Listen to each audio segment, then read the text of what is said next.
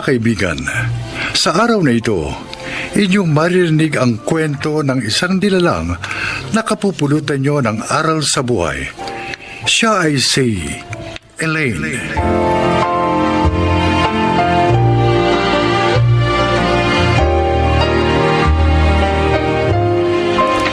Isa akong sales lady na palipat-lipat ng pinapasukan sa tuwing matatapos ang kontratang pinirmahan. Nitong huli, sa tindahan ng bag at sapatos na ako napasok. Pakinggan po ninyo ang aking paglalahad. Beautiful. Saan ba rito mga belt bag nyo? Antipati ko to ha. Dun sir, sa number 6. Doon? Pwede mo ba akong samahan? Sir, number 1 itong kinatatayuan ninyo. Ayun lang ang 6 oh. Yun oh, tanaw dito. Uy, relax ka lang, miss. Bago ka rito, di ba? Kung bibili kayo, pwede ba? Yung bibili nyo na lang ang pansin ninyo, wag ako. Nilapitan kita kasi ang aga-aga nakasimangot ka. Eh ano naman sa'yo? Mali yun. Dapat nakangiti ka sa mga customer para maengganyo silang bumili sa atin. Ay, ako nga pala si Alex. Ako ang anak ng general manager nyo dito.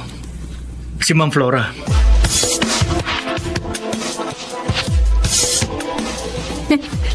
Napagtripan ka pala ni Sir Alex, ha? Kaya nga, napahiya ako eh. Hindi ko naman alam na anak pala siya ng GM natin. Dahil nga bago ka lang dito. At last month, hindi siya nagpunta rito. Naging busy raw sa studies niya. Eh bakit nga ba nakasimangot ka kanina? Masama kasing pakiramdam ko eh. Napuyat ako sa pag-igib ng tubig kagabi. Tapos naglinis pa ako ng bahay. Eh alam mo naman, walang ibang gagawa naman nun kundi ako rin. Tapos wala pa ako sariling tubig. Oy, dapat hindi ka na lang pumasok. Eh, sayang naman yung kikitain ko. Kaya yan, pinilit ko pa rin magtrabaho. Naku, Ana, tingin mo ba nagalit si Sir Alex sa akin? Mabait naman yun. Palabiro nga lang. Eh, ayaw lang niya talaga yung sales lady na nakasimangot at suplada sa customers. Eh, pag nakita mo siya uli, umingi ka na lang na sorry. Baka alisin ako sa trabaho ko. Ay, hindi naman sila ganun. Sasabihan ka lang, kaya huwag ka na mag-alala.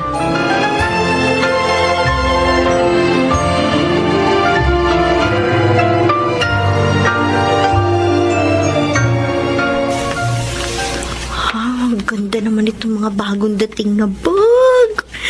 Lalo na itong isang black na to. Ay, siguro bagay ito sa akin pag ginamit ko. Ay, naku. Kailan kaya ako magkakaroon ng ganito? Elaine, Ay. kumusta? Sir! Ay, sir, kayo pala. Nagulat naman ako sa inyo. Nakita ko nakangiti ka. Nagsasalita ka mag-isa habang nakatingin dito sa bag. Pinangiti ka ba ng magandang bag na yan? Eh, sa totoo lang po, sir, ang ganda naman kasi talaga eh. Mabuti naman at masaya ka na ngayon. Pasensya na po kayo ng isang araw. Masama kasi ang pakiramdam ko eh. Napuyat kasi ako sa pag-iigib ng tubig. Mahina kasi ang supply ng tubig dun sa amin eh. Kaya masakit yung ulo ko nung nakita niyo ako. Okay lang. Naiintindihan ko. Reminder lang naman yun sa akin. Dahil concern ako sa business na to. Sorry po talaga, sir ah. Promise po, hindi na mauulit yun.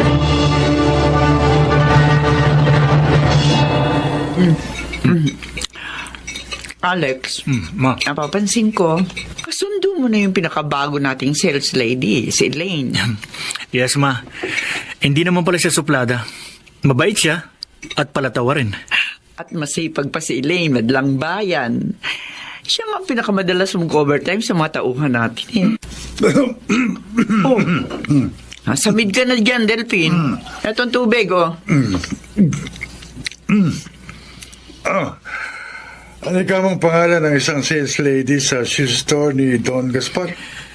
Elaine Madlang Bayan po, pa. Bakit po? May sales lady pala kayong ganyan ang pangalan at apelyido. 2 months pa lang siya sa shoe store ni Don Gaspar. Eh, bakit ba, Delphine? May naalala lang ako, Flora. Siguro, kliyente na naman po yun. O kaya, may kaugnayan sa kliyente ninyo. Tama ka. Tama ka, iho. Ay, Delphin, manong kalimutan mo muna yung mga kliyente mo pag kumakain tayo. Para naman ma-enjoy mo ang dinner natin.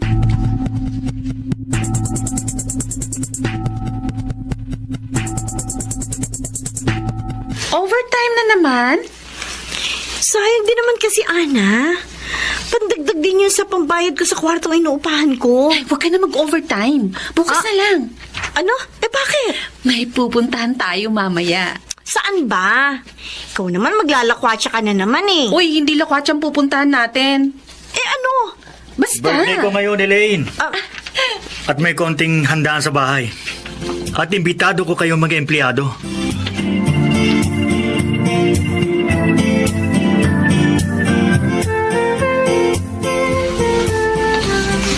Delphin, kanina pa para malalim ang iniisip mo. Tungkol ba yan kay Elaine? Ngayon ko lang nalaman, Flora, na mahusay ka palang manghula. Napansin ko kasi kanina na mahaba ang naging pag-uusap niyo. Inalam ko lang ang ilang mahalagang impormasyon tungkol sa kanya. At ano naman ang nalaman mo? Ampun lamang siya ng nakilala niyang mga magulang at patay na ang mga yon. So, ulilang lubos na pala siya. Yes, Flora. Just wondering, bakit ka interesado sa kanya? Dahil siya ang matagal ko nang hinahanap.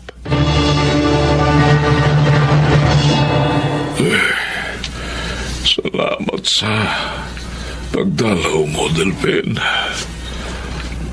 Sana'y sinama mo si Flora. May meeting po siya sa mga empleyado ngayon, Don Gaspar. Pero nangako siya na dadalaw sa inyo bukas. Ganun ba? Salamat naman. Hindi niya pinababayaan ang aking negosyo. Ayaw niyang masira ang tiwala niyo sa kanya. Kumusta na ho ang pakiramdam ninyo? Eto. Patuloy sa panghihina ang aking katawan. At labis akong nalulungkot dahil kahit nadarama ko na malapit na akong mamatay, hindi ko pa rin makita ang matagal ko lang inaalam.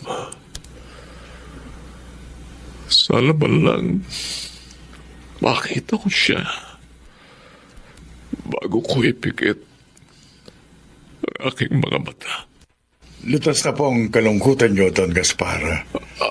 Natagpuan ko na ang matagal niyo nang hinahanap. Totoo ba, Delphine? Opo. Nakuha ko na ho ang lahat ng ebidensya. Kaya nakatitiyak kong siya yun. Pero yung dalawang dati yung katulong, patay na raw. Kung gano'n ay nag-iisa na lang siya. Ganun na nga po. Delphine, gusto ko siyang makita. Dalhin mo siya rito. Sa lalong madaling panahon. Gusto kong makahingi ng tawad sa kanya.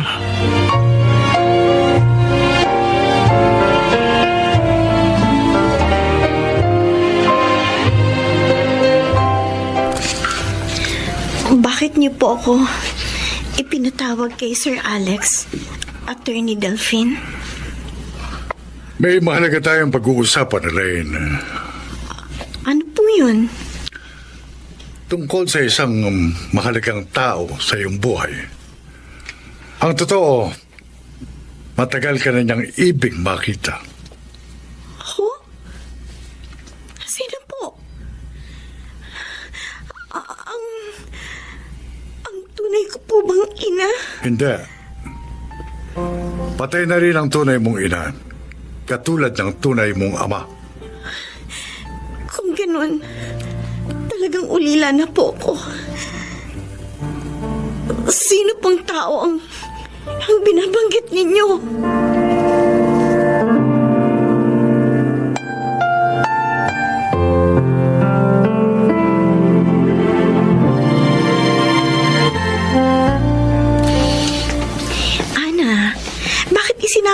dito sa inuupahan ko si Sir Alex. Eh, siyang may gustong sumama rito, best friend eh. Totoo yun, Elaine. Dahil hindi ka pumasok ngayon. Gusto kitang makausap. Kung tungkol sa sinabi ng daddy mo, please lang. Huwag na natin pag-usapan yon. Elaine, si Don Gaspar ang mayari ng shoe store. Siya ang boss ni Mama. At abogado naman niya ang papa ko. Ang pakialam ko. Bes, ang yaman ng lola mo. Siya naman ang dahilan. Kaya nagkahiwa-hiwalay kami ng mga magulang ko.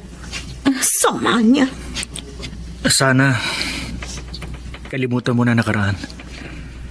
Dahil hindi mo na may babalik pa ang lahat. Matanda ng lolo mo. At ibig niya na magbago. Hayaan mo sanang gugulin niya ang natitira niya ng panahon sa pagpapadama ng pagmamahal niya sa'yo. Sir Alex, napakahirap na naging buhay ko. Mula nang pumanaw sina Tatay Olan at Nanay Sisa. Tapos ngayon natagpuan ko ng tunay kong pamilya. Nalaman ko namang wala na rin palang tunay kong mga magulang. At ang natitira na lang ay ang taong may malaking kasalanan sa amin. Nauunawaan ka naman namin. Pero mas makabubuti kung haharapin mo na lang ang kasalukuyan para maging maligaya ka sa kinabukasan. Puntahan mo na siya, Elaine. Ngayon, kung talagang hindi mo pa kayang magpatawad, magpakita ka man lang sana sa kanya. At hayaan mong makahingi siya ng tawad sa'yo.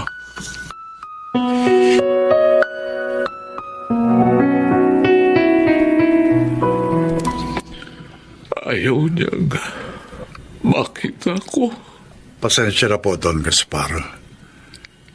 Ginawa ko na po ang lahat ng makakaya ko pero ayaw niyang sumama sa akin. Hindi ko siya masisisi. Napakalaki ng pagkakasala ko. Ako ang dahilan. Kaya nagkalayo sina Romana at Alfredo. Ang mga tunay na magulang ni Elaine. At nang malaman kong nagdadalang tao si Romana, hinintay kong isilang niya ang bata. At si Elaine ngayon. At saka ko siya ibinigay sa mga katulong kong sina Sisa at Olan. At ano naman ang ikinamatay ng aking mga magulang? Elaine, mabuti naman sumunod ka. Ikaw pala si Elaine. Ang aking apo. Sagutin niyo ang tanong ko. Ano ang ikinamatay ng tunay kong mga magulang?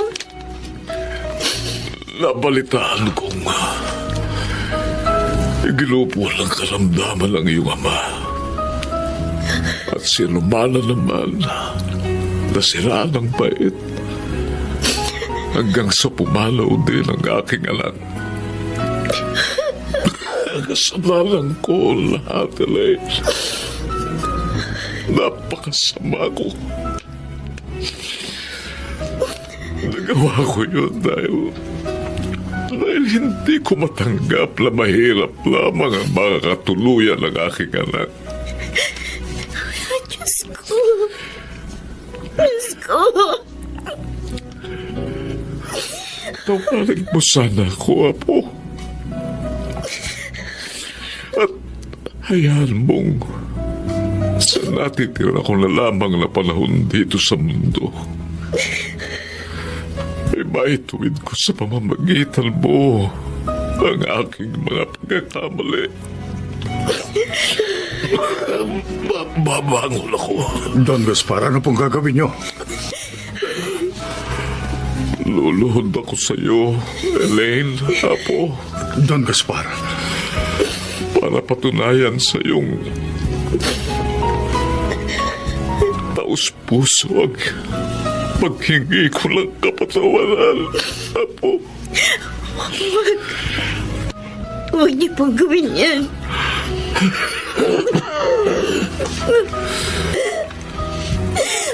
Pinatatawad ko na kayo, Lolo. Yun ang naging simula ng pagbabago ng kalagayan ng aking pamumuhay at ang aking kaligayahan. Sana po ay inyong kinapulutan ng aral ang aking inilahad. Ako po, si Elaine, isang sales lady. At ito ang aking buhay.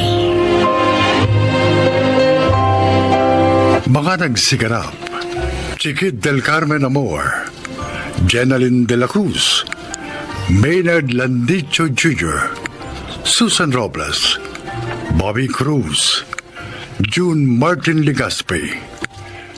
Naglapat ng angkop na tunog Jerry Mutia sa musika ni Buboy Salonga. Supervisyong teknikal ni Eric Lucero at Bong Muyar. Creative Consultant Phil Cruz. Katulong sa produksyon Anching Cruz. Ito'y mula sa panulat ni Telma Corporal Alcantara. Sa direksyon Salvador M. Reales. Ito ang aking buhay.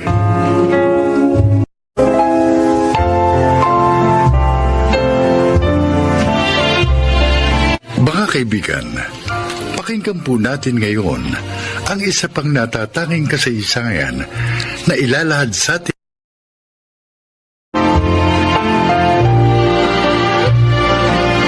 Ano bang problema mo? Sabihin mo, may lesson ba kayo na gusto mong ipa-braille sa akin? Para ma-review mo sa bahay. Wala po. Wala po, ma'am. Lahat naman po ng kailangan kong basahin. Na-braille nyo na po. Oh, kung gano'n na ng problema. Alam mo, hindi tama yung nagka-cutting classes ka. Paano ka matututo pag ganyan? Kahapon pa po kasi ako sinisingil ng leader namin, ma'am. Kaso, wala naman po akong maibigay. Kasi, wala namang perang ibinibigay sa akin si nanay. Halika. Sabi niya kasi sa akin, may sakit si tatay. Wala po silang pera. Halika na. Ihahatid kita sa classroom mo.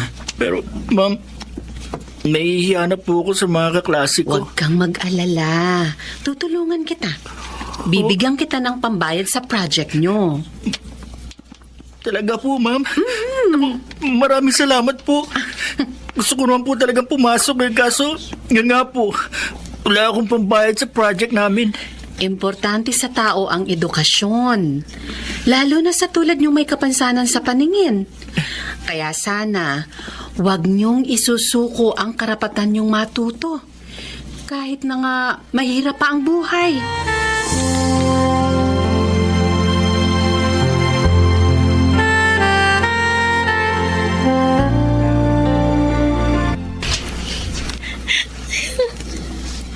Good morning, Marita! Ma'am Erlinda, dumating na pala kayo. Oo. Ang aga mong dumating Aalis po si Mama eh. Kaya inagahanap po niya yung paghatid sa akin. Iniwan na lang po ako dito sa SPED Center. Tama yan. Kesa naman sa umabsent ka dahil walang maghahatid sa'yo. Ay, mas mabuti pa. Dito mo na lang hintayin ng oras ng klase mo. Ihahatid na lang kita sa classroom nyo. Ay, hindi na po, Ma'am. Ha? Nakausap ko po kanina yung classmate ko. Susunduin niya po ako dito pagdating niya. Okay. Oh, bakit ka nga pala umiiyak kaninang dumating ako? Ano bang problema? Wala po. Nalulungkot lang po ako. Naisip ko, siguro kung hindi kami na-aksidente ni Papa, hindi ako mabubulag. Siguro college na po ako. Posible. Pero tapos na yun eh. Tanggapin mo na lang ng maluwag sa loob ang bago mong kalagayan. Total, sabi naman ng mama mo, makakakita ka pa rin kapag may nag-donate ng cornea sa'yo, di ba? Opo, pero 2 years na ako naghihintay. Wala pa rin. Naisip ko tuloy, mangyayari pa kaya yun? Huwag kang mawalan ng pag-asa. Hindi natutulog ang Diyos. Ibibigay din niya ang hinihiling mo. Basta, huwag ka lang magsasawang tumawag sa Kanya. Ma'am Erlinda, ang hirap palang mabulag. Bawat araw, nararamdaman ko po yun. Parang hindi po ako masasanay. Lakasan mo ang loob mo. Sikapin mong masanay. Para makapagpatuloy ka sa buhay. Malay mo naman, pagsubok lang sa'yo ni God. Alam mo, ang gawin mo, ituloy mo pa rin ang pag-aaral mo. Maging ang magaganda mong ginagawa. At hindi mo mapapansin ang paglipas ng mga araw. Maniwala ka sa akin. Maswerte ka nga eh. Kahit nabulag ka, nariyan ang parents mo. Sumusuporta sa'yo. At may kaya kayo sa buhay. Hindi lahat ganyan ang kalagayan. Kaya wag mong sayangin ang magagandang bagay na ibinigay sa'yo ng Diyos.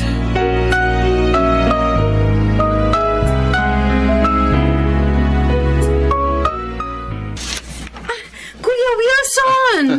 Ay, hindi mo sinabing uuwi ka ng bansa? Nasalubong ka sana namin ni Daddy sa airport. Yan din ang sinabi ko sa kapatid mo kanina, Erlinda. At ulitin ko uling sinabi ko kay Daddy, gusto ko kayong surpresahin. Ikaw talaga? Oh, magtatagal ka ba rito? Ha? Kasama mo ba sina Hipag at ang mga pamangkin ko? Hindi, busy sila. Kaya isang buwan lang ako dito. Ay, Talagang miss ko na kayo eh. Kaya kahit isang buwan, nagbakasyon ako. Salamat naman at naalala mo pa kami. Dapat kasi doon na rin kayo ni Erlinda sa Amerika eh. Wilson, walang mag-aasikaso ng kabuhayan natin dito. Ayokong ipagbili mga yun. at ako man, ayokong iwan ang pagtuturo ko dito, kuya. Maaari ka rin naman makapagturo doon. Mag-aaral ka nga lang ng konting panahon. Mas maraming nangangailangan dito sa akin. Ng mga may kapansanan sa paningin. Kaya mas gusto ko na rito. Pero maliit lang ang kinikita mo rito. Totoo yun. Madalas nga, tinutulong pa niya yun sa mga mahihirap niyang O, estudyante. kita mo na. Okay lang po yun, Daddy. Ang importante, nakakatulong ako at maligaya.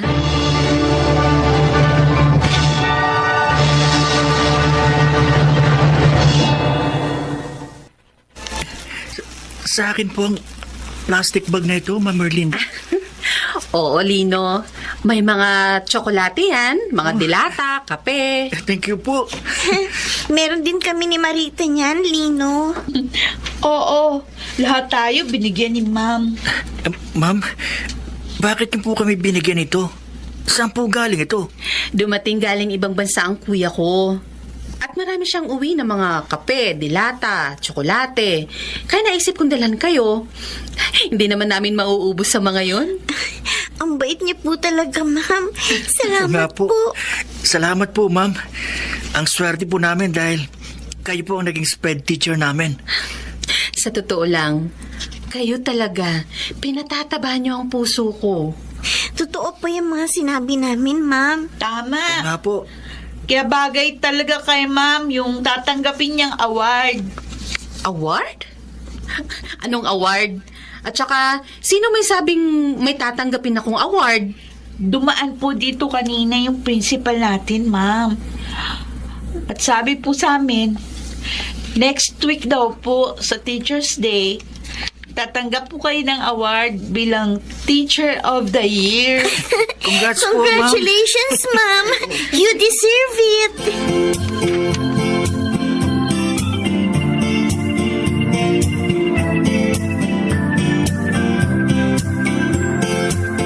Daddy, bakit niyo po pinapunta ang attorney niyo dito? Gusto ko kasi, habang narito ka, ayusin ang kabuhayan ko sa inyong magkakapatid. Bakit naman po? Buhay pa naman kayo't malakas. Para maging maayos ang paglilipat ko sa inyo ng mga kabuhayang naipundar namin nang pumanaw niyong mami. Ayokong matulad kayo sa iba na pinag-aawayan ng kabuhayan hanggang sa makalimutan na ang pagiging magkadugo. Kaya habang malakas pa ako, Iaayos ko na ito. Well, kayo pong bahala. Pero wala po dito si Kuya Brando. Nakausap ko siya kagabi. Ah, At alam na niya ang gagawin ko. Daddy, si Erlinde. Baka maubos lang ang mga manahan niya sa pagtulong niya sa mga estudyante niya.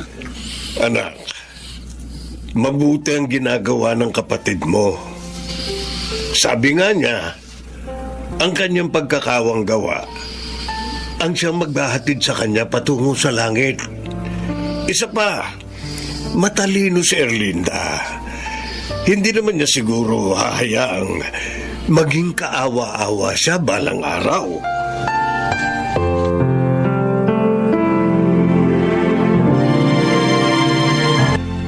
May bago na akong slate and stylus, Nino, Marita. Oo. Talaga? Naibili ka na ng nanay mo?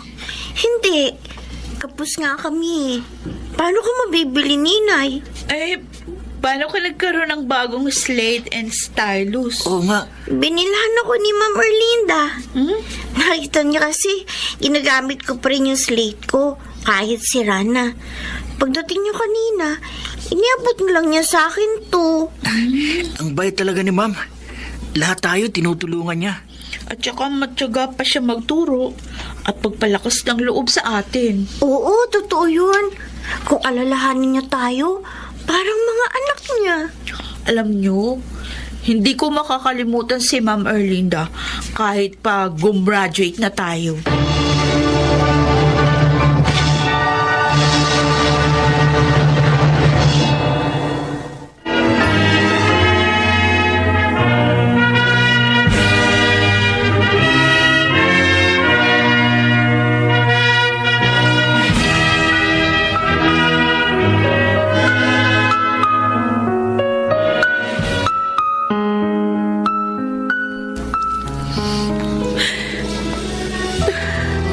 Bukas na ang libing ni Daddy, Kuya Wilson. Parang hindi ko pa rin matanggap na iniwan niya na tayo. Ganon din naman kami ni Kuya. Kaya pala, inayos na niya ang kabuhayan niya sa ating tatlo. Dahil iiwan na niya tayo. Ngayon, nag-iisa na lang ako dito sa bahay na to. Kung gusto mo, sumama ka na sa amin ni Kuya sa Amerika. Gawin na lang nating bahay bakasyonan ng bahay na ito. Kikita ka rin naman doon sa Amerika. Makapagtuturo. At higit sa lahat, mababawasan ang lungkot mo dahil sa pagkamatay ni Daddy.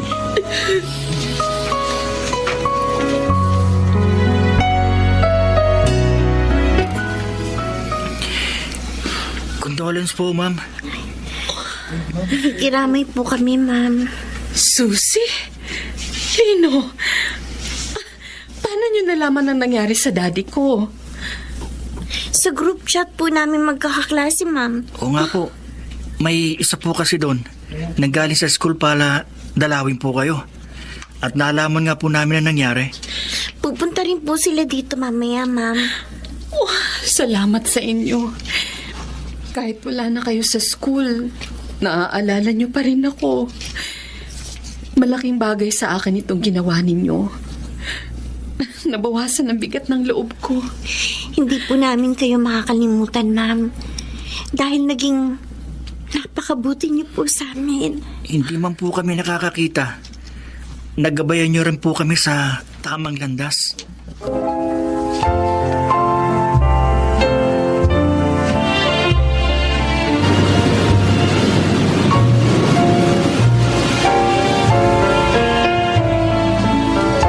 Mabuti naman, naka-video chat ka namin, Marita. Oo nga. Hindi ka busy ngayon. Kaya lang ang daya mo. Kasi kami nakikita mo na. Dahil naoperahan ka na. Samantalang kami, hindi ka pa rin namin nakikita. Di bale. Naririnig yun naman yung maganda kong boses. Oo nga. Oh guys, ano ba ang topic natin ngayon? Next week na kasi ang birthday ni Ma'am Erlinda. Oo nga alam ko. Hindi ko nakakalimutan yon. And this time, ayoko na magpadala ng birthday card sa kanya. Gusto ko dalawin na lang siya. Yan din ang naiisip namin ni Lino.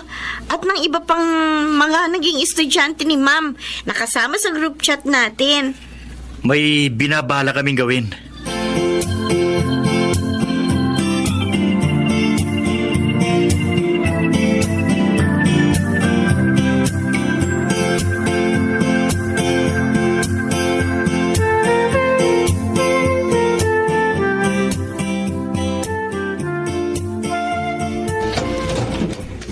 Happy birthday to you. Happy birthday to you. Happy birthday. Happy birthday.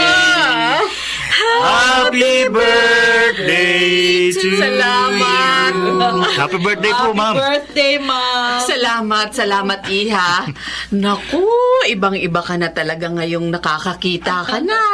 Siguro kung hindi po ninyo pinalakas ang loob ko, Ma'am, baka hindi ako ganito kaligaya ngayon. At ako naman, kung hindi niyo ako inihanap ng scholarship, malamang wala akong magandang trabaho ngayon. Naku, kayo talaga, pinaiiyak nyo ko. Salamat po sa lahat ng tulong, Ma'am. Hindi lang kayo basta naging SPED teacher sa amin. Naging kaibigan pa at pangalawang ina. Oo nga. We love you, Ma'am naman Arlene. kayo. Tama yun, ma'am. Mahal po Mahal kami. ko rin kayo. Dahil itinuring ko na kayong mga anak ko. At hindi ko pinagsisisihan na ako'y naging bahagi ng buhay nyo bilang SPED teacher ninyo.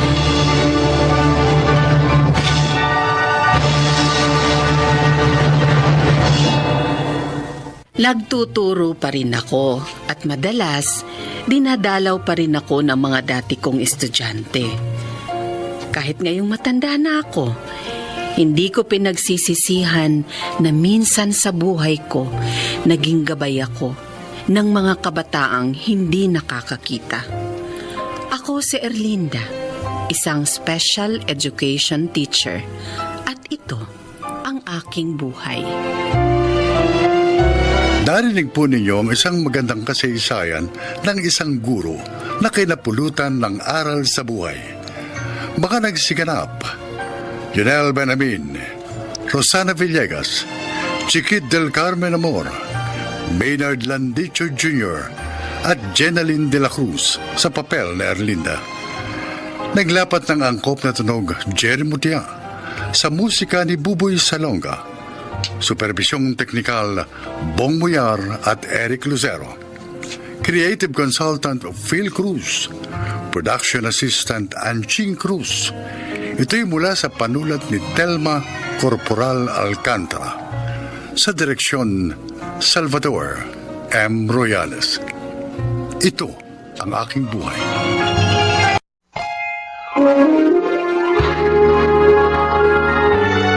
Kauna-unahan sa Pilipinas. Manila Broadcasting Company. DZRH, member kapisanan ng mga broadcaster ng Pilipinas.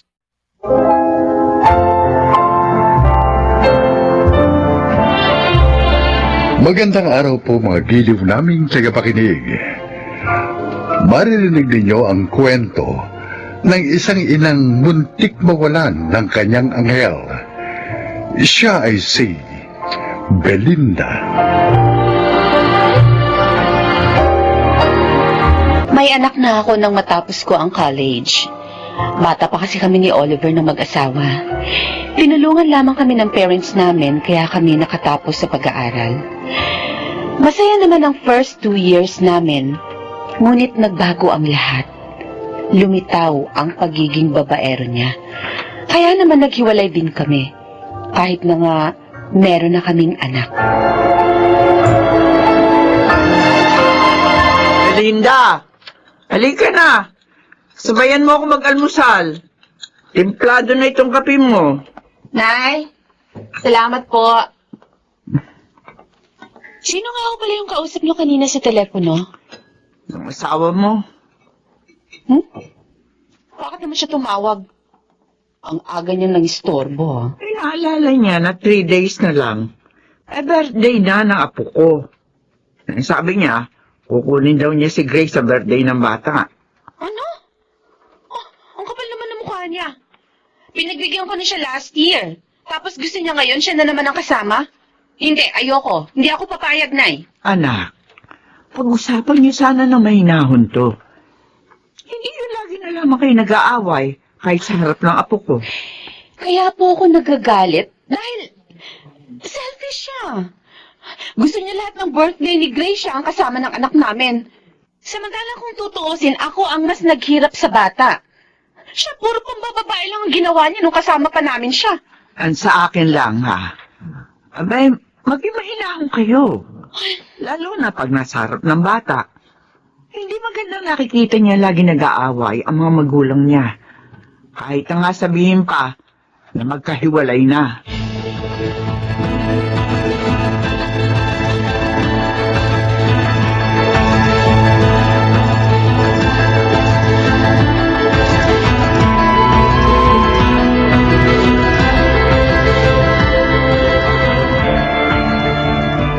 Han, tuloy na yung outing namin 3 days from now, ha? Sa Baguio yun.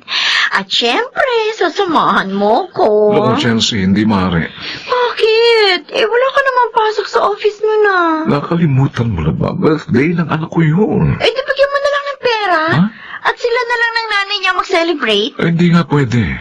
Nakatawag na ako sa kanila. Sabi ko na kay Nanay Mitrin na kukunin kong bata sa araw na yun. Kakainis ka naman O, bakit? Minsan nga lang ako humiling, hindi mo pa ako mapagbigyan. Araw-araw naman tayong magkasama. Basta pupunta ako sa birthday ng anak ko. Kung ayaw mo sumama, dito muli ka sa outing nyo. Hindi na. Hindi na ako sasama. Ha? Magmumukhang tanga lang ako doon. Dahil ako lang yung walang kapartner. I'm sorry, ha? Alam mo naman ang sitwasyon ko. Sa simula pa lang. Kunin mo na lang kasi yung anak mo. Ay. Nang wala ka nang pinupuntahan pa sa asawa mo. Chelsea. Pwede na maalagaan ng katulong si Grace.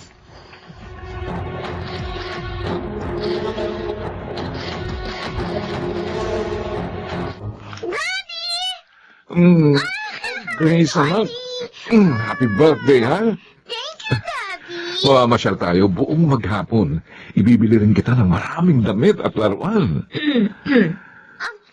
Daddy? Who is she? Siya ang tita Chelsea mo, anak. Ang girlfriend ko. Hello, Grace. Hello po. Daddy, parang hindi naman po siya yung kasama natin last birthday ko. Kasi, Iha, naging girlfriend ako ng daddy mo, tapos na yung birthday mo. Anak, okay lang yun, ha? Ang mahalaga, kasama na natin siya ngayon. Sige, halika. Bibihisan na kita, ha? Where is your dress, Iha? Here po. Yan. Dapat kasi, doon ka na lang sa amin ng daddy mo. Mas malaki ang bahay namin. May malaking garden. Hindi tulad dito sa bahay nyo. At saka kahit everyday, maipapasyal kita. Hindi tulad ng mami mo, bihira kang ipasyal, di ba? Kasi po, sabi niya, busy po siya sa work. Ang sabihin mo, hindi ka niya love. Kasi, kung love ka niya, gagawa siya ng paraan para maipasyal ka. Tulad namin ang daddy mo. Hoy, babae! Ang kapal na mukha mo. Ngayon ka lang nakatapak sa bahay ko. Sinisiraan mo na ako sa anak ko. Belinda, please, huwag kayong mag-away. Yung babae mo pagsabihan mo. Tao kayong pinatuloy dito ng nanay ko. Tapos sisiraan niyo ako sa anak ko? Sinasabi ko lang naman ang totoo, pabaya ka. Ang kapal na mukha mo. Walang yan ka? Sinungkol mo ko? Wala kang karapatang pagsabihan ako ng ganyan. Belinda. Hindi ko pinababayaan ng anak ko. Mahal na mahal ko siya. Chelsea, Belinda, tama na, ha? Please, tama na. Oliver, hindi mo ba ako ipagtatanggol? Mommy, please stop it! Oh, I'm sorry, baby. I'm sorry. Hindi ko gusto maging sad ang birthday mo, kaya lang kinagalit nila ako, anak. Mabuti pa ikaw na magbihis sa bata, Belinda. Hintayin na lang namin siya ni Chelsea sa labas.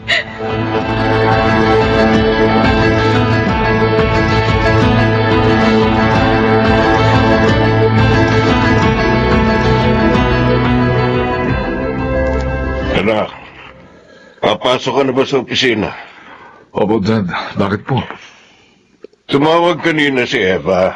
Oh, Hindi ka raw niya makontak sa CP mo, kaya sa landline natin siya tumawag. ang babaeng yun ang kulit. Matagal na kaming break. Tumatawag pa rin.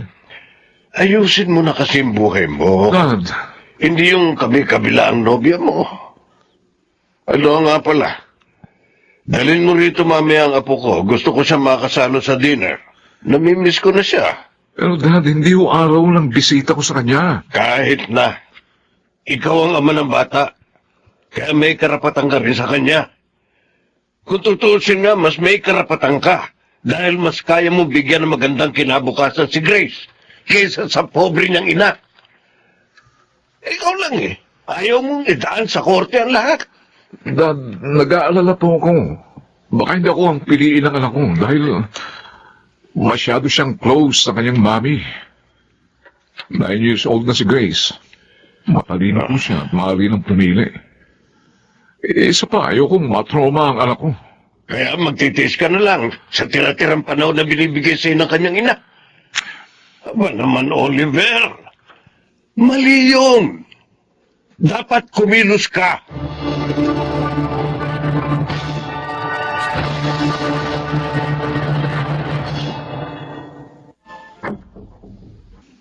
Go. Pawalan yun. Mukhang hindi magandang umaga mo, pinsan. Ay, ikaw pala, Kuya Nestor. May nangyari ba? Hindi maipinta mukha mo nang dumating ka sa office. Si Daddy, gusto niyang kunin ko si Grace kay Belinda. Malaking problema yan. Iyak na hindi papayag si Belinda na mapunta sa iyong custody kay Grace. Kung ipipilit mo naman, baka maka-apekto rin yun sa pamangkin ko. Yun din nga ang sinabi ko kay Dad. Pero sabi niya, dapat daw kumilos ako. Si Tito Efren talaga. Pinaiiral na naman ang gusto niya. Dapat kasi pinsan, mag-usap kayo ng maayos ni Belinda. Itabi niyo ang galit niyo sa isa't isa upang makapagplano kayo ng maganda para sa inyong anak.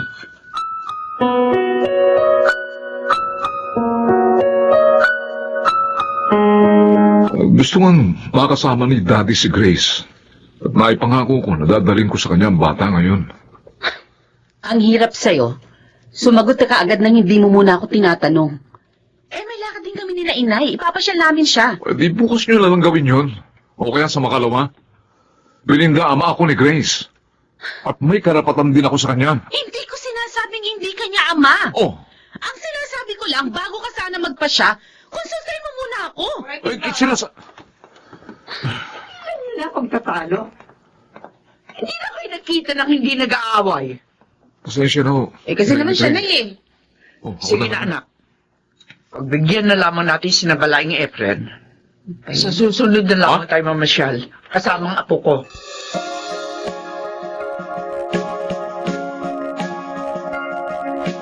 Oh, apo. Why are you sad? Maganda naman dito sa Tagaytay, ah. Grandpa, you said Mommy will follow us. Bakit umaga na? Wala pa rin si Mommy.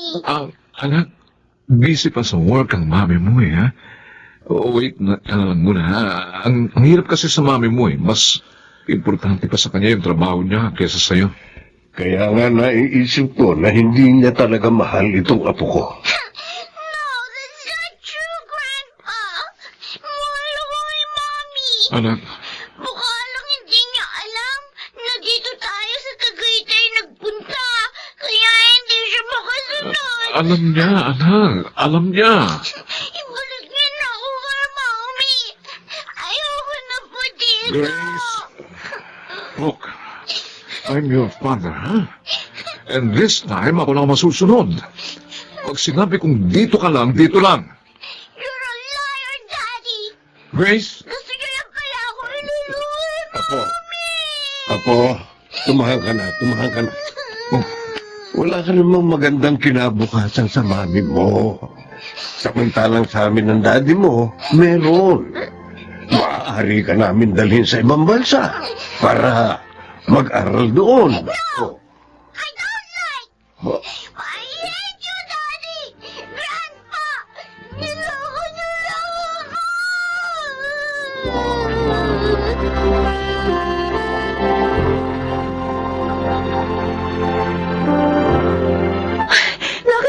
Nay, nakita niyo na. Manluloko talaga yung Oliver na yan.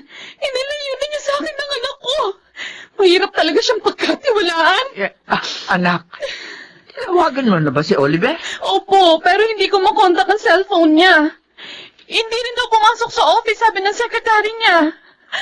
Oh, Nay, naisan ka na lang anak ko. Sa bahay nila. Punta kaya natin? Ginawa ko na ho yun. Bago pa ako umuwi dito. Pero sabi ng katulong hindi raw umuwi si na Oliver at si Daddy Efren. Hindi nila alam kung nasan. Diyos ko, bakit naman sila ganun? May tumatawag sa phone ko. Si Kuya Nestor, ang pisa ni Oliver. Sige na, sagutin mo na, anak. Oo. Baka may maitulong siya sa atin. Hello? Kuya Nestor? Hello, Belinda. May problema, kaya ako tumawag. Talagang may problema, Kuya. Dahil hindi binalik ni Oliver sa akin si Grace. Yun na ang problema. Si Grace kasi. Bakit? Anong nangyari sa anak ko, Kuya? Ano?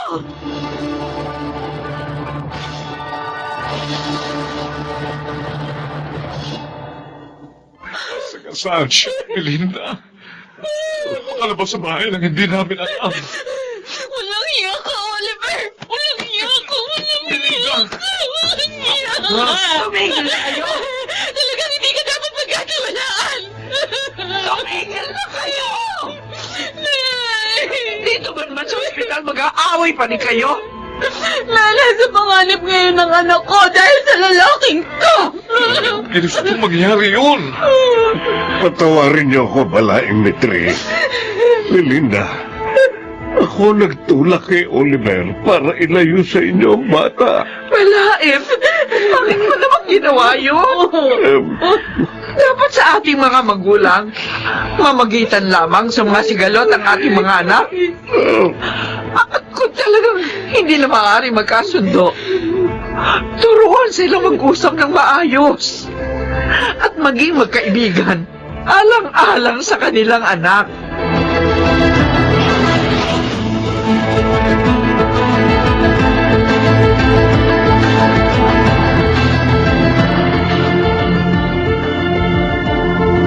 Belinda, kanina pa kita hinahanap. Narito ka lang pala sa chapel ng ospital. Anong kailangan mo? Ligtas na ang anak natin. Diyos ko, maraming salamat po. Sana, Salamat at tininig niyo ang panalangin ko. Belinda, sana mapatawad mo rin ako sa ginawa ko. At pangako, makikipag-usap na ako sa iyo ng maayos para sa ating anak. Ako man, Oliver. Sikapin ko makipagkaibigan na sa'yo. Huwag lamang mawala sa atin ng ating anak.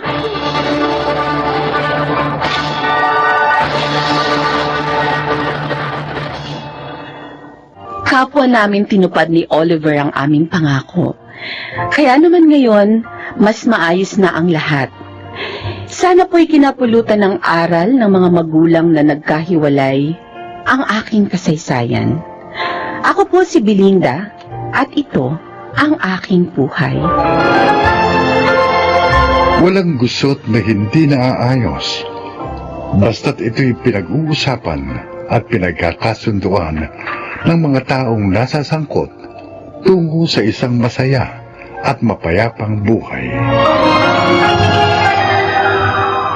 Mga nagsiganap, Jun Ligaspi, Chiquit del Carmen Amor, Lionel Benamin, Susan Robles, Phil Cruz, at Jenaline de la Cruz sa papel na Belinda. Naglapat ng angkop na tunog Jerry Mutia, sa musika Buboy Salonga, supervisyong teknikal Eric Lucero at Bong Bigar, creative consultant Phil Cruz, production assistant Anching Cruz. Ito'y mula sa panulat ni Elma Corporal Alcantara, sa direksyon June Martin Ligaspi at Maynard Landicho Jr. Ito ang aking buhay.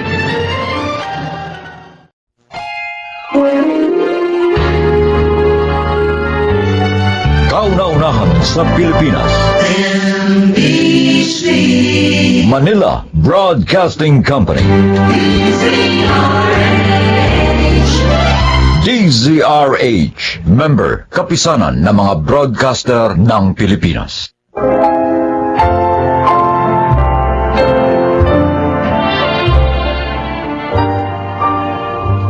Magandang araw po mga giliw naming tagapakinig.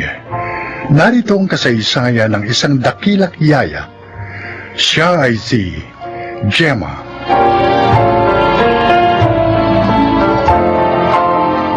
Bente anyos pa lamang ako na magtrabaho ako sa mga magulang ni Irene.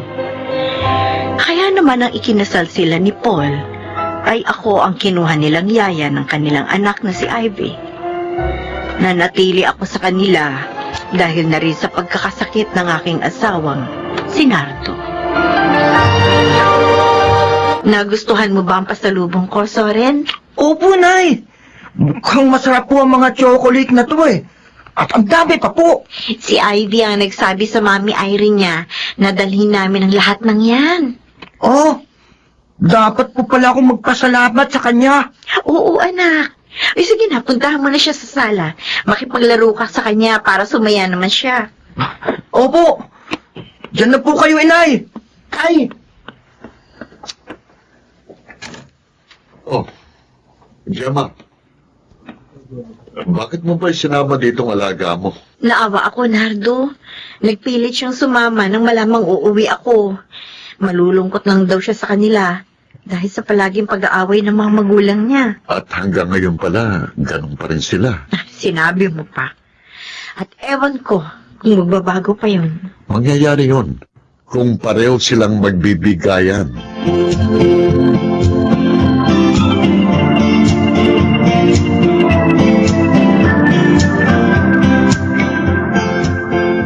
Hindi ka na makapagsisinungaling, Paul! Oh! Kitang-kita ko kayo na babae mo pumasok sa motel! Eh, nakita mo na pala eh. Di wala nang kailangan pang aminin. Walang niya ka talaga!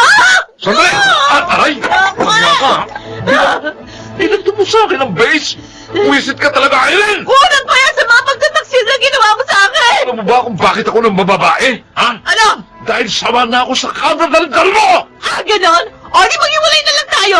Ayoko na ni makisama sa'yo!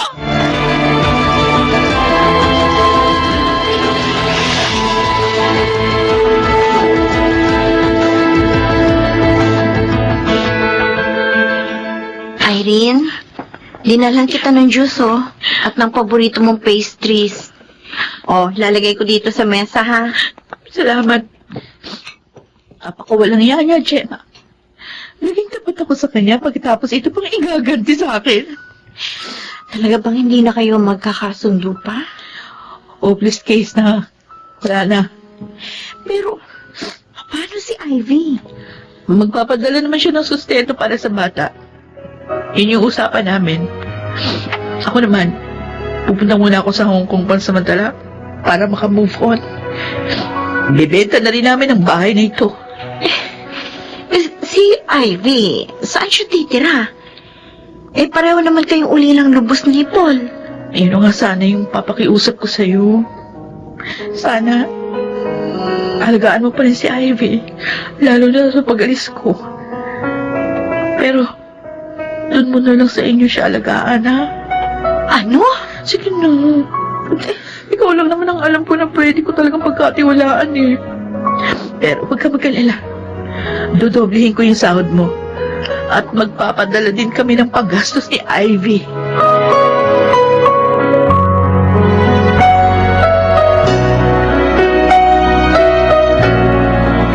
Yaya Gemma. Tana, Ivy. Magtunay mga mata mo. Bakit ganun sila Mami at Daddy? Bakit sila naghiwalay? Hindi na kasi sila magkasundo. Kesa naman sa lalo pang lumala ang pag-aaway nila, pinasya nilang maghiwalay na lang ng maayos. Sabi ni Mommy, meron daw babae si Daddy. Totoo ba yun, Yaya? Yan nga ang sabi niya. Bakit niya ginawa yun? Di ba bad yun? Ivy, marami talagang nagaganap sa buhay may asawa Nasa ngayon, mahirap pang ipaliwanag sa'yo. Dahil napakabata mo pa. Pero maniwala ka. Hindi dahil naghiwalay sila, hindi ka nila mahal. Ivy, love na love ka nila. Ay, Gemma. Kaya sana, huwag ka magtatanim ng galit sa iyong mga magulang.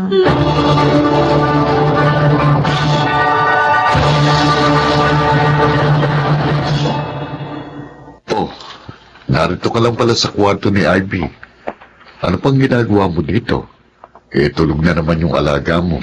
May lagnat siya, Nardo. Ha? Eh, pinainom mo na ba ng gamot? Oo, bago siya natulog. Gusto ko lang siyang bantayan nang matiyak ko na hindi natataas ang lagnat niya. Eh, paano ka matutulog niyan? Dito na lang ako iidlip sa tabi niya. Sige na. Sige na, magpahinga ka na. Samahan mo na doon si Soren.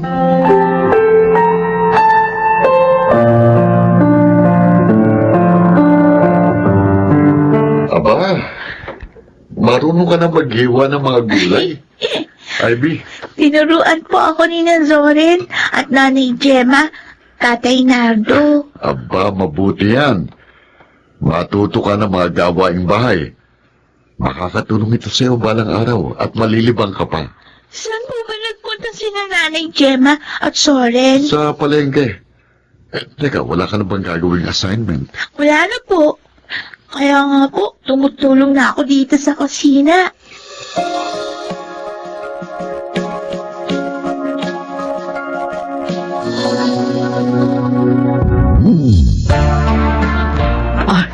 Nakalimutan ko.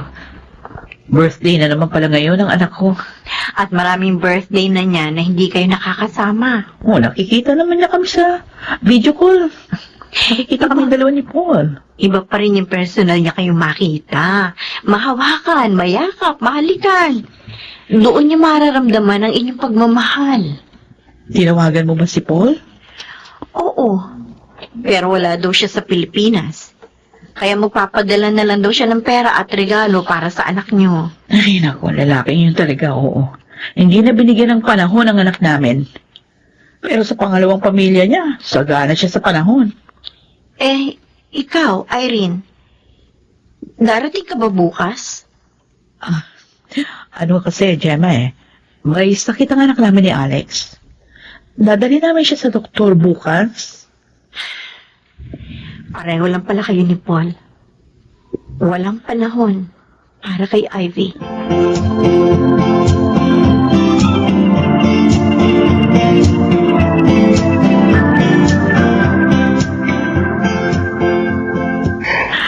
Ivy, congratulations. Graduate ka na sa high school ngayon. Oo nga, Soren. May award ka pa. Dahil yun kay Nanay Gemma. Kung hindi niya ako minahal at inilagaan ng maayos, siguro hindi ako lalaking ganito. Oh, baka naman umiyak ka pa. Alalahanin mo, darating ngayon ang parents mo, ha? Kaya dapat magsaya ka. Nagulat nga ako dahil darating sila. Kasi hindi na ako umaasang pupuntahan nila ako sa mga special occasion sa buhay ko. Ivy, Sanay na akong wala sila, Soren. Pero hindi ako masasanay pag wala si Nanay Gemma.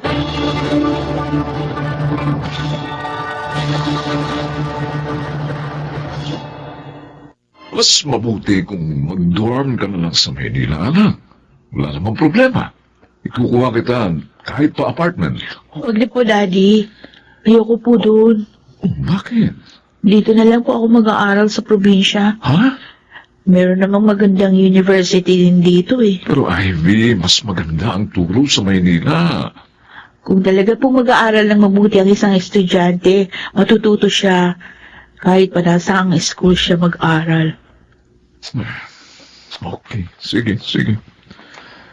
Sa akin lang kasi, mas madadalaw kita kapag naroon ka, anak. Mas gusto ko po nakasama si Nanay Gemma. At saka, nakikita ko naman po, tayo, nakikita tayo sa video call. Pwede mo rin naman akong bisitahin anytime. Kung gusto niyo.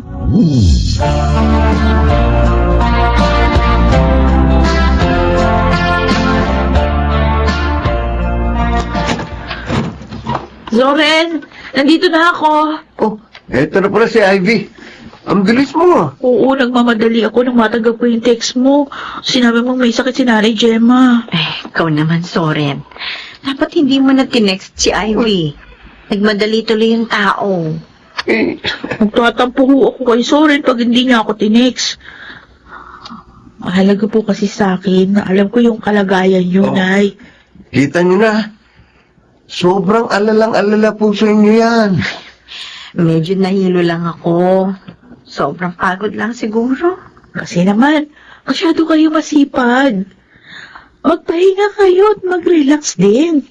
Oh, yan na, Nay. Hindi lang ako nagsabi niyan.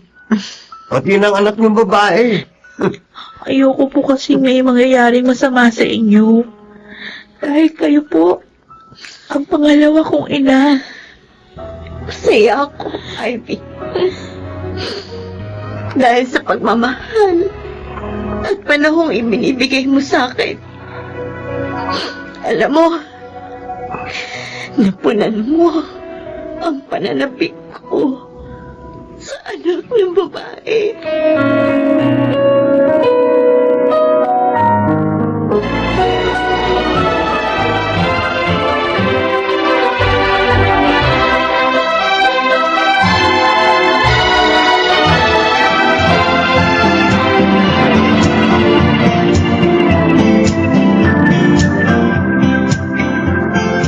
Ivy, Zoren, binabati ko kayo. Thank you. Salamat po, Itay. Salamat po. Congratulations sa inyong dalawa.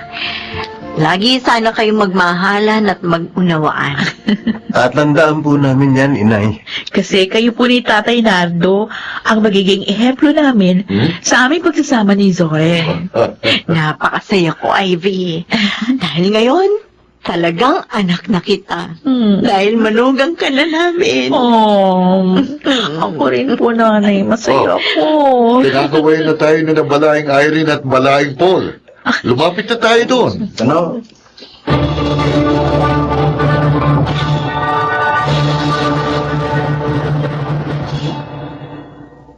Isang taon na ang aking apo kina Ivy at Zoren. Ang batang aking inalagaan noon, manugang ko na ngayon.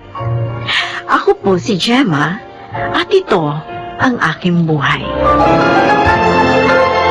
Tunay na maraming sorpresa ang buhay. Matuto lang tayong maghintay. Mga nagsiganap, Phil Cruz, Junel Benamin, Rosana Villegas, Jun Legaspi, si Kit del Carmen Amor sa papel na Gemma.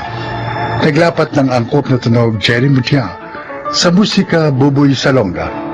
Supervisyong teknikal Eric Lucero at Bong Muyar.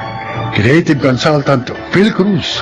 Production Assistant Anching Cruz. Ito'y mula sa panulat ni Telma Corporal Alcantara. Sa direksyon, June Martin Legaspi. Ito ang aking buhay.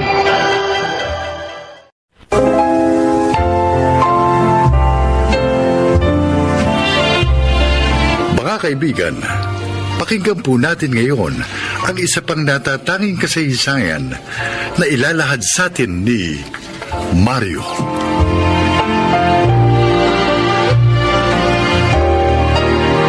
Lumakay ko sa hirap. Kaya naman naipangako ko sa aking sarili na gagawin kong lahat para hindi tumandang mahirap.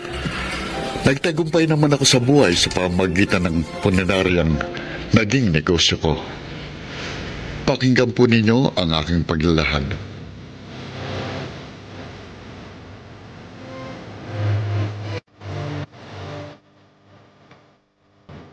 Kumusta, Mario? Ay, okay naman, Wilma. Maganda pa rin takbo ng punerarya ko. Salamat nga pala sa pagbibigay mo ng discount sa mga bulaklak na tinda mo. Natuwa mga kliyente namin. Okay lang yun, basta ikaw. Alam mo naman, malakas ka sa akin. Ako nga lang ang hindi malakas sa'yo. Malakas ka naman Kaya nga lahat ng kliyente namin, sa'yo namin itinuturong bumili ng bulaklak para sa kanilang namayapang kamag-anak. Kung talagang malakas ako sa'yo, samahan mo naman ako. Ha? Saan? Gusto kong mamasyal para ma-relax. Malungkot naman kung gagawin ko yung mag-isa. Kaya gusto ko samahan mo ko. Yun ay kung totoo ngang malakas ako sa iyo.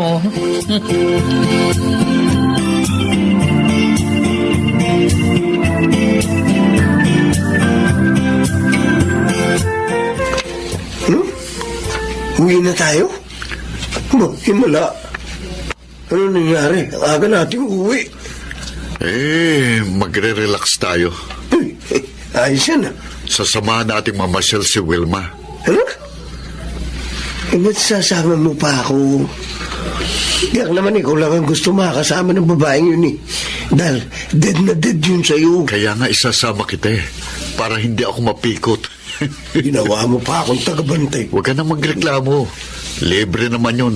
Tika na.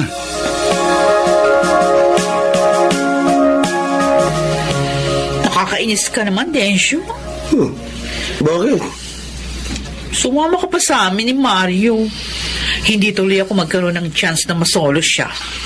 Siya may gustong sumama ako sa inyo eh. Para daw masaya. Para ma-relax din ako. Siyempre, boss ko yun eh. Kaya sinunod ko. Si Mario talaga. Palagi na lang humahanap ng paraan para iwasan ako. Ba't kasi pinipilit mo ang sarili mo sa kanya eh? O bakit? Narito naman ako ah. Binata rin tulad ni Mario. Sa akin, konting lambing lang. Bibigay na ako agad sa'yo. Hindi kita type ano? Joke na nga. Ito naman, nagbibiro lang eh. Teko na.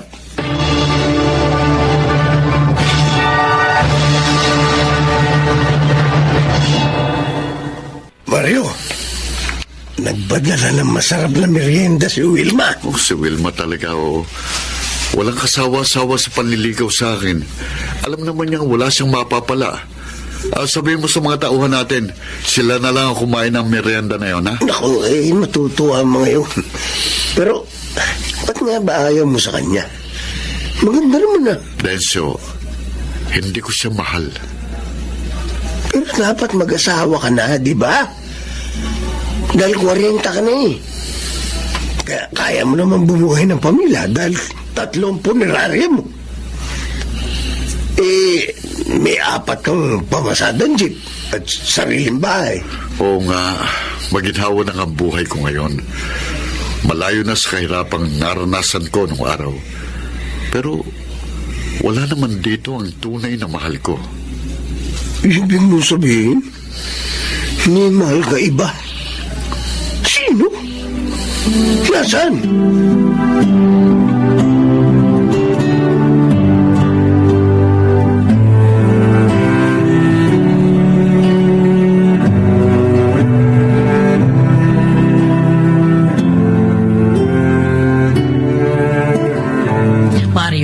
Salamat ha. Binigyan mo ng malaking discount yung friend ko sa kinuha nilang kabaong. Okay lang yun, Wilma. Nakita ko naman na kailangan nila ng tulong eh. Ay, siya nga pala. Pinagluto kita ng paborito mong ulam. Ha? Ito nga dala ko, oh. Organic lahat yan. Gulay, tsaka yung inihalo ko. Organic din ang bigas. Sana magustuhan mo. Wilma, hindi ka na dapat nag-aabala pa eh. Masaya ako sa ginagawa ko. Hayaan mo na lang ako. Pero ayokong umasa ka. Hindi mo naman ako pinaasa. Huwag kang mag-alala.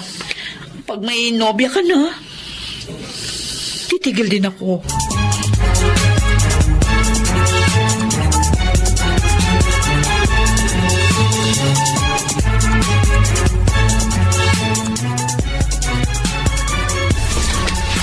Claro, gising na.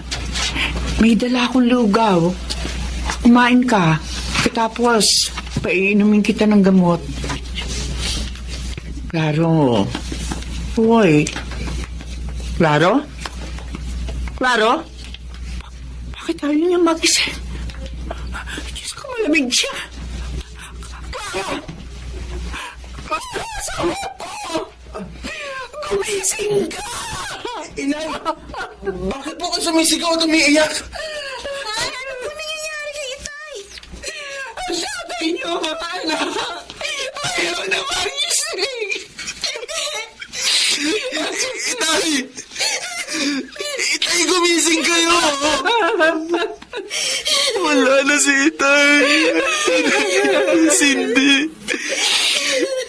Iwan niyo na tayo.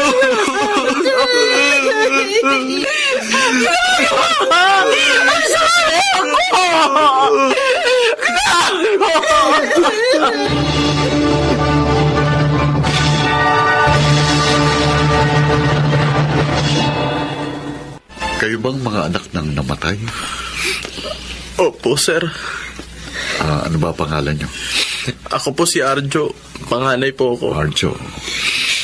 Ako naman po si Cindy. Bunso po. Ulila na ba kayo sa ina? Hindi po. Buhay po pong nanay namin. May kinausap lang po siya na tutulong sa amin. Teka, nasa ng bangkay ng tatay niyo? Nasa loob na ba? Ayan po. Sabi po kasi ng tawa ninyo, kausapin mo muna daw po kayo. Hindi. Ang bangkay. Si Kuya Claro? Kilala niyo po ang tatay namin? Oo. Kaibigan ko ang tatay niyo. Isang mabuting kaibigan. Mahigit 20 years na kami hindi nakikita. Siyang laging tumutulong sa akin noon kapag may problema ako. Mabait po talaga ang tatay namin, Totoo yan. sir. Totoo. At nakakalungkot na sa ganito kalagayan ko pa siya nakita. Pagdating ng nanay niyo, sabihin niyo na wala na kayong babayaran dito sa punerarya ko. Tulong ko na ito sa inyo, lalo na kay Kuya. At sabihin niyo rin sa nanay niyo, gusto ko siyang makausap.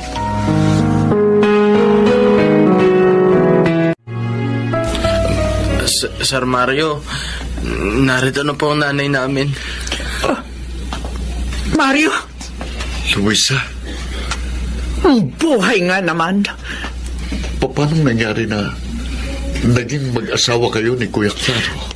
Dahil natalikuran mo noon ang obligasyon mo sa amin ng batang dinadala ko. Si Claro ang sumalo. Ha? Pinakasalan niya ako. Sinagip sa kahihiyan. Ano?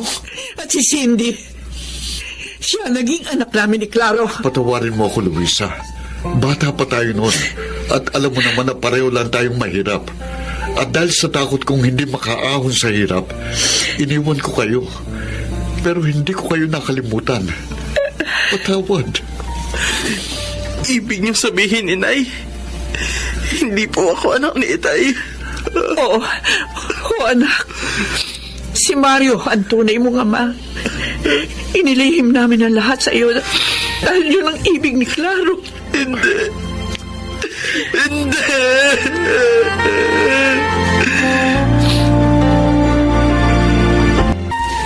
Ibig mo sabihin, Mario? Kaibigan mo matalik na namatay? At inaari ng anak ang anak mong lalaki? Oo, Densyo. Naduwag ako sa aking obligasyon, kaya ginawa ko yun kay Luisa. At natakot ako na lalo kaming maghirap. Kaya iniwan ko siya na nagdadalang tao. At yung dalagita, anak na ni Luisa yun at nung kaibigan mo? Oo. Masalimot pala ang buhay mo, pare. Si Luis ang dahilan. Kaya kahit maginhawa ng buhay ko, hindi ako nag-aasawa. Dahil mahal ko pa rin siya. Hindi ikaw naman ngayon ang tumayong ama sa anak niya. Oh, doon sa anak niya kay Claro. Yun talagang gagawin ko. Tanggapin lang nila ako.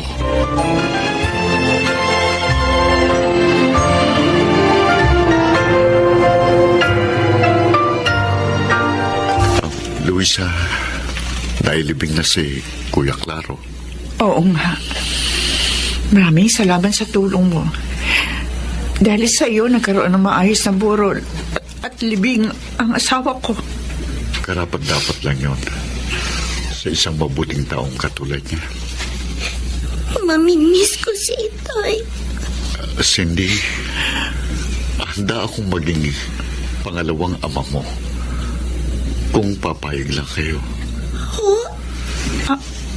Ano? Alam kong napakaaga pa nito, pero alam ko rin maunawaan ako ni Kuya Claro. Luisa, gusto kong malaman mo na kayo ng ating anak ang dahilan ng pagsisikap ko. At hanggang ngayon, mahal pa rin kita. Sana bigyan mo ko ng pagkakataon na makabawi sa mga pagkukulang ko sa inyo. Pagkatapos ng pagpapabayaan niyo sa amin, gusto niyo patawarin namin kayo agad. Mahalin, hindi niyo mabubura sa puso namin ang kabutihan ni Itay. Alam ko yun, anak. At hindi ko buburahin sa puso yung alaala ni Kuya Claro. Ang pakiusap ko lang, bigyan niyo ko ng pagkakataon na makasama kayo. At kung hindi man mangyari yun ngayon, handa akong hintayin ang tamang panahon.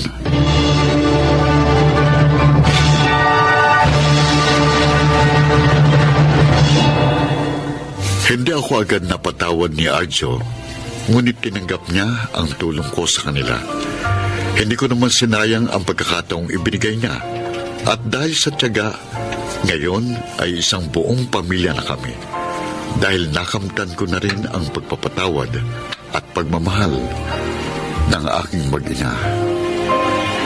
Sana po'y kinapulutan niyo ng aral ang aking kasaysayan. Ako po si Mario at ito ang aking buhay.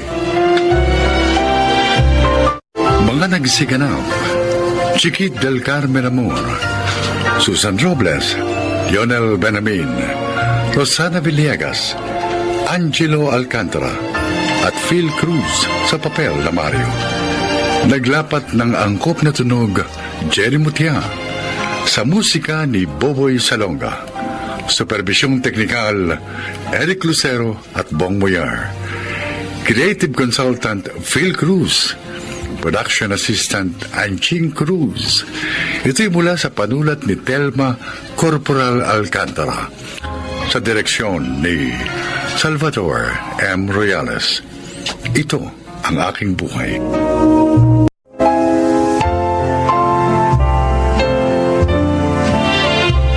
Magandang araw po mga giliw naming tagapakinig. Naritong isang natatanging kasaysayan na kapupulutan nyo ng mga aral sa buhay. At ito ay ilalahad sa atin ni Lynette. Isa akong tour guide. Masaya ang aking trabaho dahil naman kumikita na ako, nakakapamasyal pa. Pakinggan po ninyo ang aking kasaysayan.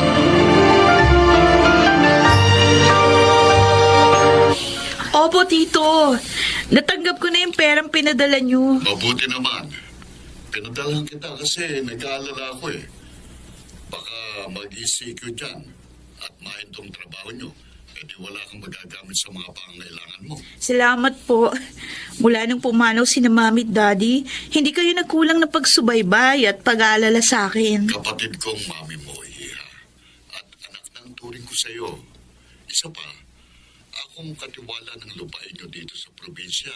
Kaya dapat lang, Lynette, ibigay kong pangangailangan mo. Sige po, Tito. Salamat po uli. Ingat po kayo dyan, ha? Hoy! Bye! Hoy, bakit hindi mo sinabi sa tito mo na wala na tayong trabaho dahil nga sa pandemic? Eh kasi Rosette, bala kong surpasahin si Tito. You mean, uuwi ka sa probinsya nyo? Oo. Ayaw kong abutin ng ECQ dito. Hoy, sama mo naman ako. Oo ba? Mabuti pa nga kasama ka para mas masaya.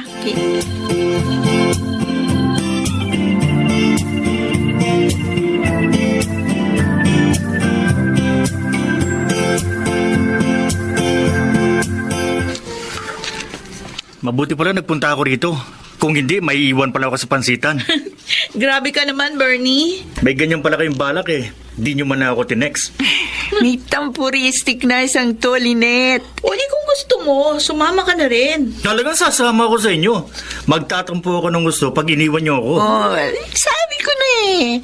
Gustong sumama ni Bernie, kaya siya nagtatampo-tampuhan. Kaya lang, Lynette. Hindi naman kaya magalit ang tito mo. May kasama kang lalaki. Mabait si Tito Totoy. At saka hindi madumi isip noon, kaya ayos lang kahit sumama ka. Ang ganda naman ng pangalan ng tito mo. Tito mo siya, pero Totoy. Ikaw talaga, Bernie. Hoy, Lynette. Patawa ka. May binata bang anak ang tito mo? Naku, Rosette, malas mo. Dahil matandang binata si Tito Totoy.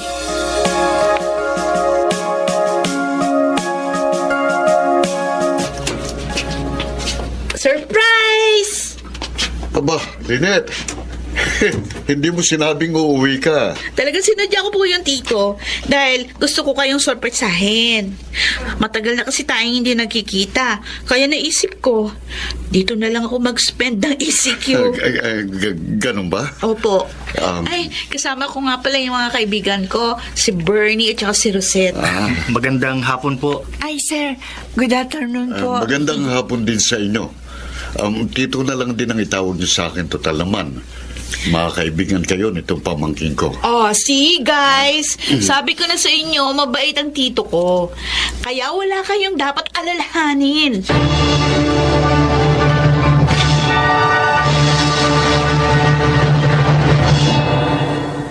Alam mo, ang sarap talaga sa province. Fresh lang ang air, pati food, fresh din. Kaya pala isang tambak ang kinain mo kanina. Uy, nagsalita akong hindi kumain ng isang tambak. Pareho lang naman tayo. Hoy, Bernie. Baka mapikon sa'yo si Rosette. Sige ko, hindi ka nasasagutin yun. Wala naman ako yung tinatanong sa kanya. Eh? Saka hindi naman ako nanliligaw. Oo nga naman, Lynette. Kasi ikaw ang gusto niya. Ay, nako. Tama na nga kayo. O, gusto niyo bang mamitas tayo ng prutas?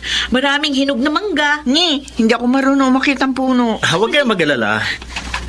Ako na lang ang mamimitas ng mangga para sa inyo. Yan si Bernie. Laging maaasahan. Matanong ko lang, Lynette. Bakit hindi na nag-asawa tito mo? Sabi ni Mami, pihikan daw si Tito. Alam nyo, sabi ng mama ko, mahirap daw yung pihikan. Kasi pag nagmahal daw yun, hindi tumatanggap ng pagkabigo. Ewan ko lang. Wala naman na ikwento si na Mami na minahal ni Tito.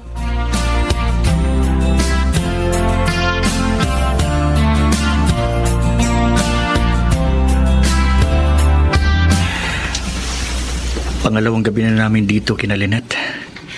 Pero hanggang ngayon, namamahay pa rin ako. Hirap pa rin ako makatulog. Lalabas muna ako ng kwarto. Magpapahangin ulit ako katulad kagabi. Ay, katulad ng dati, ang tahimik pa rin dito. Mga kuliglig lang ang maririnig. Malayong malayo sa buhay namin sa lungsod, na kahit gabing-gabi na, maingay pa.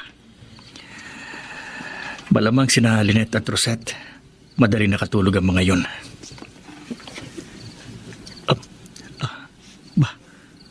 Ang tito ni Lynette, gising din pala siya.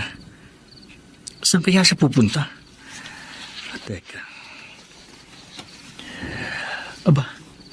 Hinawi niya yung kurtina. May pintuan sa likod ng kortina. Pero hindi halata. Buti na lang, hindi niya isinara. Natatanaw ko pa. Pero, anong gagawin niya? May hagdanan din pala doon. Saan kaya pupunta yun? Bakit siya bumaba doon?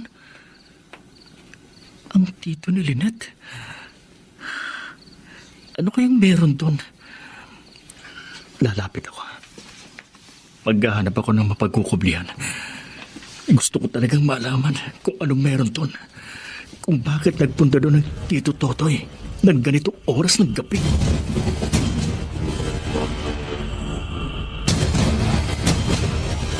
Hindi ko alam na may sikretong daanan dito, Bernie. Kasi matagal na akong hindi nagpupunta dito. Baka naman basement yun, Lynette. Pwede. Bihira naman kasi kung magtanong ng tungkol sa bahay na ito nun kay Mami. Ang ipinagtataka ko lang, bakit siya nagpunta doon ng hating gabi? Pagkatapos mga 30 minutes bago siya bumalik. Ha? Alam mo, gusto kong puntahan yung lugar na yun eh. Kaya lang, ayoko namang gawin yun ako lang. Kaya sinabi ko sa inyo. Ko talaga, Bernie, oo. Napaka-adventurous mo. Bahay ni Lynette, maya ka naman, Joe. Ikaw naman para ka namang hindi adventurous ah. Kaya nga naging tour guide ka, di ba? Dahil ganun ka din. Sige, puntahan natin yung lugar na yon ngayon. Kaya lang sabi mo, may susi yun. Wala si Tito, nagpunta sa bayan. Akong bahala. Alam nyo naman tong kaibigan nyo. Laging handa. Yakang-yakang buksan yun.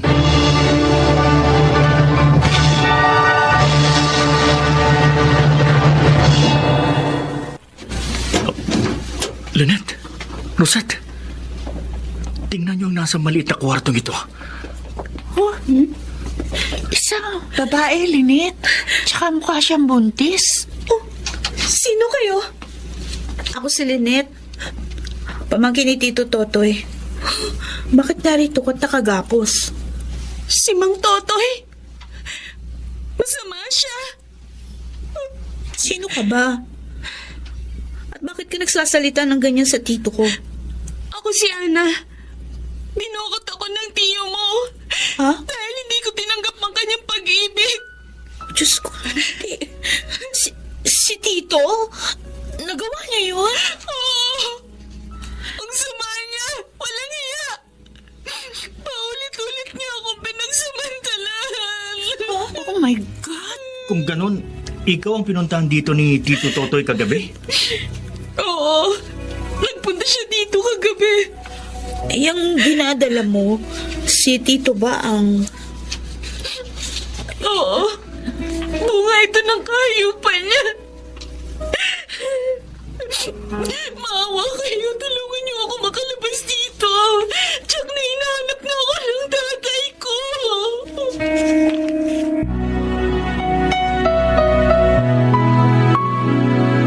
Tay! Ana, anak ko. Salamat sa Diyos at narito ka na. Matagal kitang hinahanap. Maging ang mga pulis pero hindi ka makita. Dinukot at tinago po ako ni Mang Totoy. Doon sa basement ng malaking bahay. Ano? Ang gulong niya. Kaya pala hindi na nagpupunta dito dahil tinago ka niya. Paulit-ulit niya akong ginahasa, Itay. Hanggang magbunga ang lahat. Hayop siya! Papatayin ko siya! Wag! Wag po! Maawa kayo sa tito ko. Si Lynette nga po pala, Itay. Mamangkin ni Mang Totoy.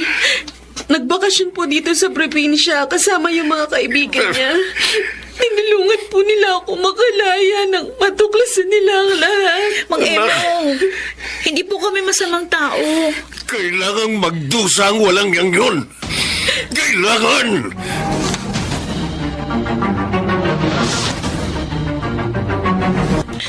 Tito, bakit? Bakit niyo ginawa yun? Ha? Anong ibig mo sabihin, Lynette? Alam ko na po ang lahat. Ang pagdukot at panggagahasa niyo kay Ana. Lynette? Hindi kayo dapat gumawa ng ganun. Sinira niyo ang buhay niya. Patawarin mo ako. Mahal na mahal ko si Ana. Pero sa kabila ng maraming beses na pagsasamantala ko sa kanya, ayaw pa rin niyang pakasal sa akin. Kaya ayoko siyang palayain. Dahil sa ginawa niyo, makukulong kayo niyan.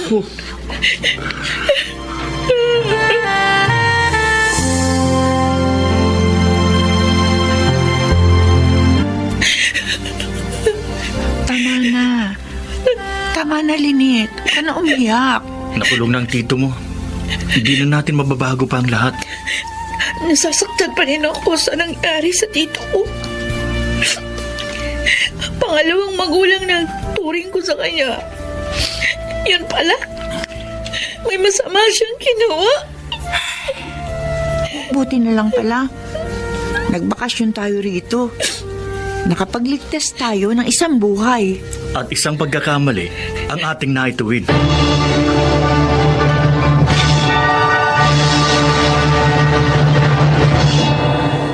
Ilang taong nakulong si Tito. Nalulungkot pa rin ako sa nangyari sa kanya. Subalit, alam ko rin na kailangang panagutan niya ang kanyang kasalanan. Sana po ay kinapulutan ninyo ng aral ang aking inilahat. Ako po si Lynette. At ito ang aking buhay. Walang lihim na hindi nabubunyag. Lalabas at lalabas din ang katotohanan. Mga nagsikanap, Susan Robles, Baynard Landicho Jr., Jenaline de la Cruz, Lionel Benjamin at Rosana Villegas sa papel na Lynette. Naglapat ng angkop na tunog Jenny Mutia sa musika ni Buboy Salonga. Supervisyong teknikal Eric Lucero at Bong Boyar. Creative Consultant Phil Cruz. Production Assistant Anjing Cruz. Ito'y mula sa panulat ni Telma Corporal Alcantara. Sa direksyon Salvador M. Royales. Ito ang aking buhay.